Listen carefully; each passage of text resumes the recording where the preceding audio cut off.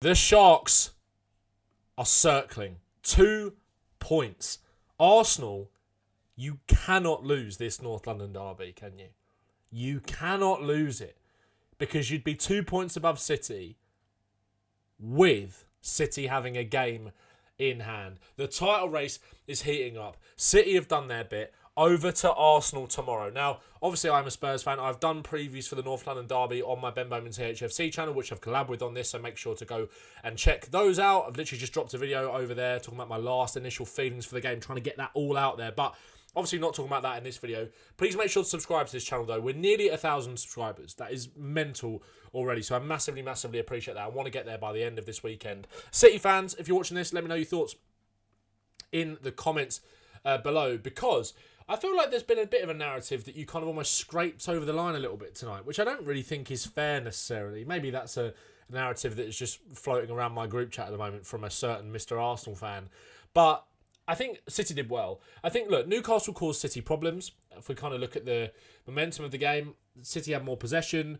Newcastle, it was kind of trying to exploit that space in behind the City back line. Obviously, Gordon playing through the middle, Alanga on the right-hand side, and Willock off the left, sort of picking up pockets in the centre as well. Him and Ramsey kind of being quite fluid with their positioning. Obviously with Voltemada as well, who was definitely playing in behind Gordon and dropping back into kind of central midfield. You can sort of see that. Look, Ramsey, Voltemada, Tonali, Willock, all kind of almost as a bit of a free four in there almost. But Alanga and Gordon, the ones tasked with kind of stretching that defence and trying to hurt City that way. And look, City, with the way that they play, with that high line, obviously, you can see that defensive line, they are always going to leave space in behind Man City, right?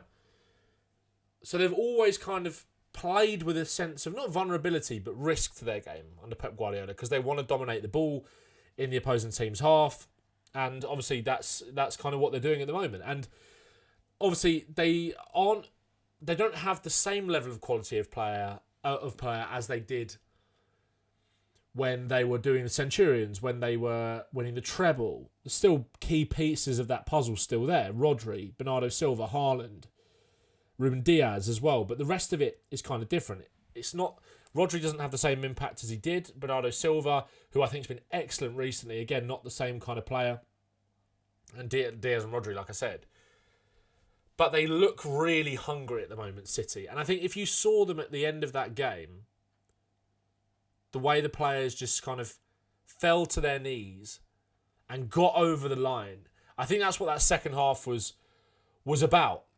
Because they let Newcastle, they opened the door to Newcastle. Newcastle obviously got the equaliser after Nico O'Reilly scored his first goal. City winning it back in the centre of the pitch. Marmoush driving forward with the ball. Marmoush and Semenyo kind of playing centrally, both off of Marmoush. Off of Haaland. Marmoush definitely the one kind of pushing, getting more in behind into central spaces. I will come on and talk about Haaland, because I think that is the best game I think I've seen him have in a City shirt where he hasn't registered a goal contribution.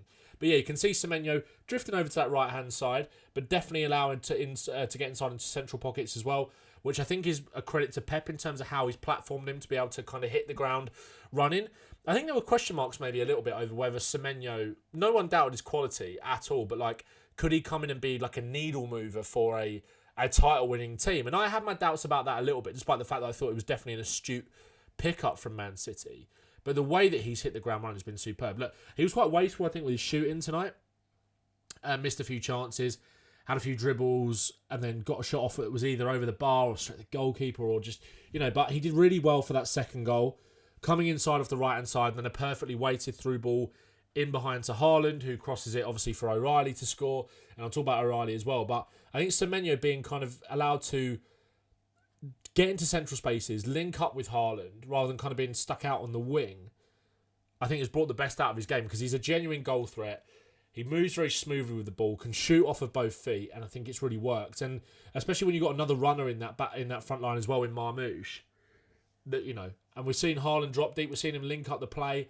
And obviously defenders want to get tight to Haaland as well. They want to stop him in any way they can. They want to win that physical battle. And with the runners that Haaland has got off him, it's going to be tough for tough for any team to do that. Nico O'Reilly, excellent again tonight. Obviously popping up with the 2 goals. Almost becoming a bit like a Gundogan kind of player for Man City. The second goal especially, that kind of box crash and arriving late into the box to head the ball. into the back of the net. First goal as well, he takes well on his left foot. Scored a brilliant goal against Fulham a few weeks ago as well. Again, in terms of England, let me know what you think in the comments tonight, guys, because obviously Lewis Hall scored tonight for Newcastle. Obviously deflected shot from outside the box, but it's going to be a bit of a battle between those two to see who starts at the Euros. Obviously, O'Reilly offers you immense versatility. I think remember when Lewis Skelly came into the England team under Tuchel last year, and I think his role, he was tucking in a lot from left back and allowing the winger to kind of hold the width on that left hand side. And I think if Tuchel wants to recreate that tactical framework or that kind of dynamic, playing with inverted fullbacks or with one inverted fullback on that side, obviously Lewis Skelly has come way out of the pecking order, and Nico O'Reilly just seems so perfect for that. He's so good at receiving the ball on the half turn. He's so good at picking up pockets of space. He's got real good composure in and around the penalty area and in front of goal as well. He's a very tidy passer. He's got the physical frame to win the ball back. He's got the engine to get up and down the pitch as well. And I just think he's a must-go 100%. I think that will happen, obviously, but he's slowly becoming a must-play a bit for England, certainly for Man City. And I think the balance in the midfield at the moment of Rodri, Bernardo Silva and O'Reilly is nice. Cherki and Foden not really a place in the team for them at the moment, and I'm sure they'll come back into it and kind of play their part. But I think that City have got a nice balance there at the moment. It might not be the star-studded lineup of years gone by, but it's balanced. It feels good. The defence feels more settled now, despite the fact that Newcastle, as I said, exploited that space. They had chances. City looked a bit vulnerable at times, but I think you're seeing that real willingness to defend from City and make everything count. Like Haaland, I want to come on to him. 1 assist, 4 shots, 2 dribbles, 1 key pass, 1 big chance created, 11 duels won, 4 defensive contribution, 3 clearances and 100% tackles. There at the end of the game from that last corner, helping get it away. He made a few really good runs to track back. It was quite often Marmoush that was playing a lot further ahead of him out of possession as well. Haaland was almost playing as a central midfielder. Sorry, out of possession, playing as a central midfielder, which meant that if Newcastle were to clip a ball down the line, Haaland was making those runs back the other way to cover the space, to block the cross, whatever it was, do what he needed to do. And this is the thing with this City team, right, is that, like I said, this is a City team that is beatable to a title. Like, if you're looking at Arsenal, you're looking at, well, it's only Arsenal at the moment, right? But if anyone else was to challenge, right, this City team aren't the same sort of team.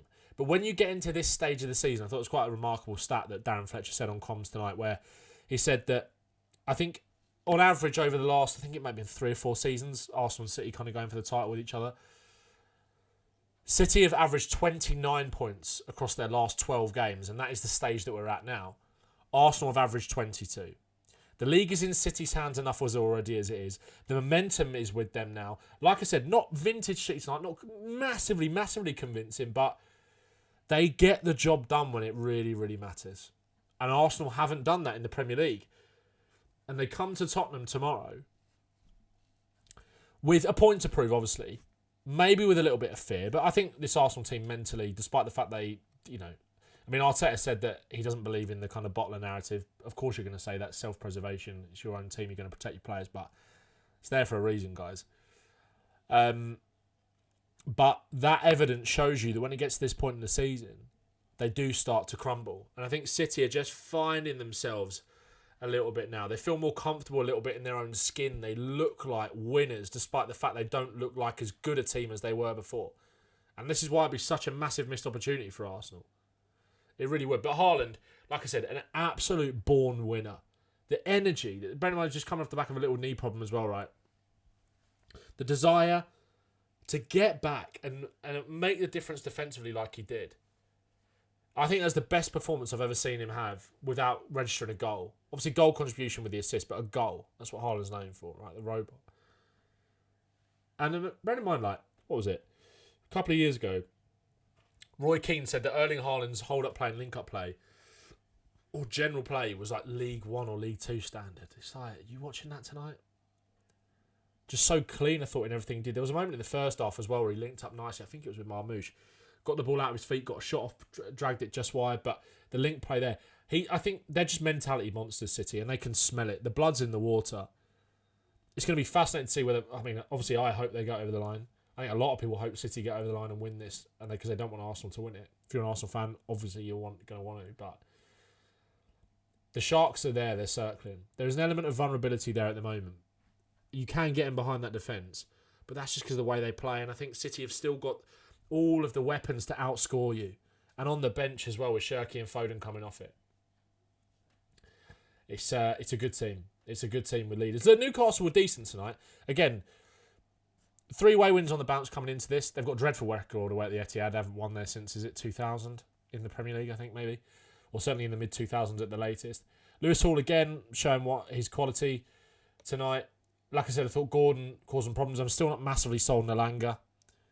I'm not. I thought it was a safe signing from Newcastle.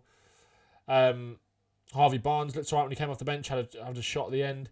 Donnarumma, again, is just such a big player for Man City. I thought it was interesting with the Dan Burn disallowed goal, the little Ruben Diaz push, just before the ball was kicked, to get Burn into an offside position. It's clever from Ruben Diaz. It is clever. I thought Bernardo Silva, I will say, was lucky to stay on the pitch for that. Bear in mind, he just got booked just before that barge on Dan Burn. I didn't think it was a booking, to be fair, the first one anyway, because he got the ball, but that doesn't really matter. I think he probably should have been sent off. But I think Newcastle can take something out of that tonight. They were good in the second half. They pinned City back. City were the ones that were kind of sitting back countering. They didn't show quite enough quality on the break, City, in moments. There was one that Aït-Nouri had, didn't he, where he kind of fluffed his feet at the finish at the end. But yeah, a big win for City that leaves the gap at 2 points and sets up the North London derby absolutely perfectly tomorrow. Let me know what you guys think in the comments. Hope you're enjoying the new channel. Hope you're enjoying the videos. And I'll see you after the North London derby tomorrow on my Bowman THFC account. And obviously, there'll be content on here tomorrow as well. Make sure to subscribe. Very close to 1,000 subscribers. City fans, if you enjoyed it, let me know. Make sure to sub. There'll be plenty more content coming out. You guys, don't worry. And Newcastle fans, like I said, I thought you did all right tonight. See you soon.